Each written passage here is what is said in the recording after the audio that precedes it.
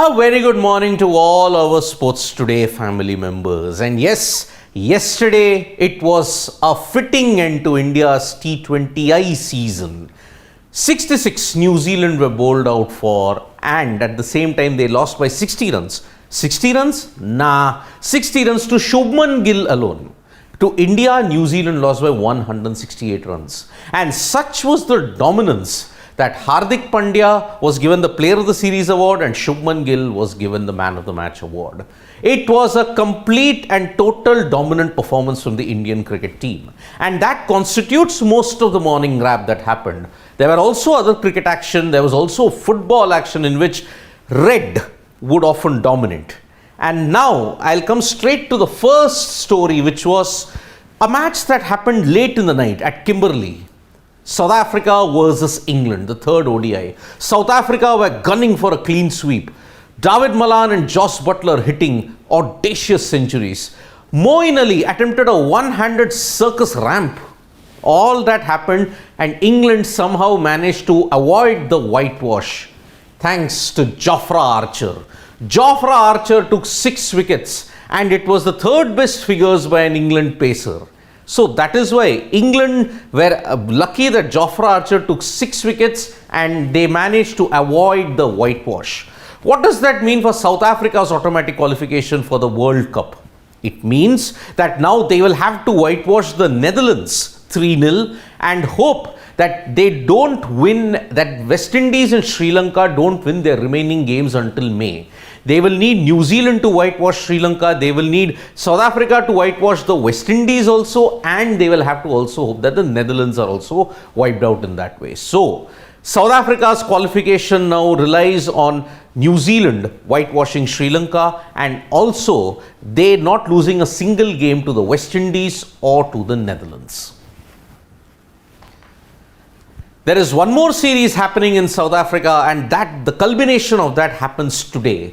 The India versus South Africa final will happen in the women's tri-series that involved the West Indies also. Harmanpreet Kaur will be determined to ensure that India wins the tri-series final so that it is a perfect build-up to the World T20, the Women's World T20 that will begin from February 12th. Remember, each team plays 4 matches and then the top 2 get to the semi-final. That is how it is from each group.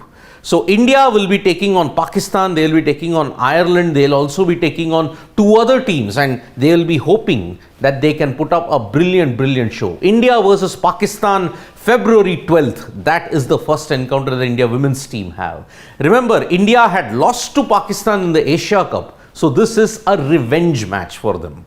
So, Harmanpreet Kaur and India will be hoping that they can achieve a title just before the World T20. The final is today at 10:30 p.m. IST. But what can we say about Hardik Pandya? Hardik Pandya has not yet lost a single series as a T20I captain. One in New Zealand, one against Sri Lanka and now one against New Zealand at home also. Hardik Pandya has been doing all the hard work, bowling 4 overs, batting also. Yes, his batting was overshadowed by Shubman Gill's brilliance in Ahmedabad. So, everybody is saying that Hardik Pandya is playing a kind of an anchor role. Why is that? In the post-match press conference that Hardik Pandya did yesterday after the win in Ahmedabad, he said, like he wants to do what MS Dhoni used to do. When he had responsibilities, he wanted to try something new. I can be a 6-hitter on a regular basis. Yes, I can hit 6s at will. But I want to ensure that I play more responsibly and take the game deep. And that is when I can unleash my power. Something like what MS Dhoni used to do. So Hardik Pandya, we all know that the role that MS Dhoni has played in his career. And so he idolizes MS Dhoni in a big way. So he wants to play like MS Dhoni with responsibilities as well as taking the game deep. Now, about why is he wanting to bowl with the new ball? He had a very upfront answer to that. He said, I don't want the young guys like Arshdeep Singh to bear the responsibility of bowling in tough conditions. I don't want them to immediately face tough conditions. That is why I act like a buffer and I bowl with the new ball. That is quite a bold statement from Hardik Pandya. Like, he wants to ensure that the younger guys also thrive under pressure, but not in intense pressure. So, Hardik Pandya wants to ensure that he takes the new ball first, gets the big strikes, and then allows Arshdeep and the rest of the young brigade to slowly settle in and get through the overs and take the wickets. So that is quite a bold move, because if you looked at it, apart from Kuldeep Yadav and Yajuvendra Chahal, the pace bowling department lacked experience in the Sri Lanka and New Zealand series. Only Hardik Pandya was the experienced pacer in that group. So it is leading from the front with an MS Dhoni style. That is how Hardik Pandya wants to re-establish his captaincy credentials. Now, as far as Test cricket is concerned, he said, I want to focus on white ball cricket at this point in time. But now I will take a call on when I want to come back to Test cricket. So he's not entirely ruled out playing Test cricket as well. Boy wonder, Shubman Gill. In the space of just about 1.5 months, Shubman Gill has scored a century in all 3 formats. Be it the ODIs, be it Test, be it now the T20I. And what a way to do it. His first T20I century, and he eclipses Virat Kohli. He now becomes the highest individual run scorer for India in a T20 match. Staggering stuff indeed. When asked as to why did he do this, I mean, what is the main reason behind the purple patch? He said, I really wanted to do well. Because in the T20Is against Sri Lanka and in the 2 matches that he played against New Zealand, Shubman Gill had not gotten big scores. But he really wanted big, and the management and the team backed him to the hilt. And when they backed him, he said that gave him the confidence, and that is why now he is going to go big for it. And so Shubman Gill ends this season, if you were to look at it, in white ball cricket, T20Is and ODIs on top of the world. And now he has 4 tests potentially and 3 ODIs against Australia. One hopes that he can continue the good run. Do you know that Shaheen Shah Afridi wanted to quit? Yes. Shaheen Shah Afridi was plagued by injury in July and in October. Remember, his knee injury during the Sri Lanka tests had put him out of action for close to 3 months. When he came back for the World T20 during the final, he unfortunately got injured again. And the spate of injuries that had happened, he was simply fed up by it. And he admitted on his YouTube channel that he really wanted to quit playing cricket because the injuries were taking a toll on him. Luckily now he has reconsidered the decision, and Shaheen Shah Afridi will be back for Pakistan soon. Remember, the PSL is about to begin in a few weeks' time. So one hopes that Shaheen Shah Afridi really gets going because Pakistan need his services more than ever. And remember, he'll be one of the vital cogs when Pakistan play New Zealand in 5 ODIs and 5 T20Is in March, April. That will be the key now. Ahead of the Border Gavaskar Trophy, Uzzie is in India. Yes, there were initial reports that Usman Khwaja's flight, he had to miss the flight because his visa had not yet been approved and his passport had not yet come back from the Indian High Commission.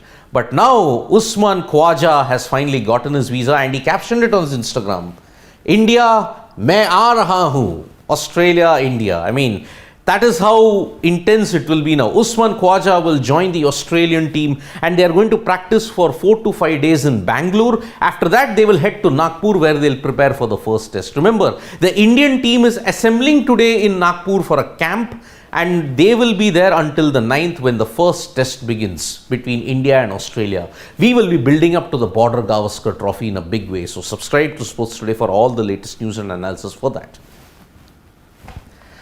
From cricket, let us now move to football, and for all you Reds fans, it's great news because Manchester United are in the final of the Carabao Cup or the English Football League Cup. They defeated Nottingham Forest and now they have set up one of the titles that could be in their kitty by the end of the season because Manchester United, technically, I mean, yes, the Premier League is way beyond them now, but they still are in contention to win 3 to 4 titles this year. The FA Cup, they are still very much alive. The EFL Cup, they are already in the final. Premier League, yes, it's out of them. The Europa League also now. So, they could do the quadruple in a very odd twist of fate. So, Manchester United fans, it's a great day for you as they are in the final of the Carabao Cup. Just across the continent, if you cross the English Channel, In the Ligue 1 fixture between Paris Saint-Germain and Montpellier, Lionel Messi yet again showed his brilliance. He scored a goal, and Paris Saint-Germain, they could manage to overcome the loss of Kylian Mbappe. Remember, Mbappe was injured in the encounter, and that is why they were sweating over his fitness. But Lionel Messi gave them plenty of cheer as Paris Saint-Germain won 3-1 against Montpellier. This is a good result for them, and Lionel Messi once again showed that class is permanent. Over to Germany, and in the Bundesliga encounter between Mainz and Bayern Munich, it was Bayern Munich who got good going. They beat them 4-0 with Leroy Sané in good form. So, Bundesliga giants Bayern Munich are really mounting a good title challenge, and this time around they have been made to fight a little harder, but as you know, their dominance across the Bundesliga for so many seasons is very evident. So, Bayern Munich have beaten Mainz 4-0, and that is how the football world has been overnight. So, plenty of cricket action, because remember, the Border Gavaskar Trophy will happen next week. It is the preview to the ICC World Test Championship final, India versus Australia. Remember, if India win 2 tests or more, they will be ranked the #1 test team in the world. And if they win 3 or more tests, depending upon the Sri Lanka-New Zealand series, then India will be through to the World Test Championship final, where they'll take on Australia. So that is the current situation at this point in time. Thank you so much, folks, for joining us for this live video. We'll be back with more updates on Sports Today. Press the like, comment and share button. We are also on Facebook, Twitter and Instagram. And don't forget to download the SportsTak mobile app, because whatever highlights you want, be it the SA20, the ILT20, you name it, they have it. So, all other sporting highlights in English and Hindi, you can check the SportsTak website. And also don't forget to download the mobile app. Thank you.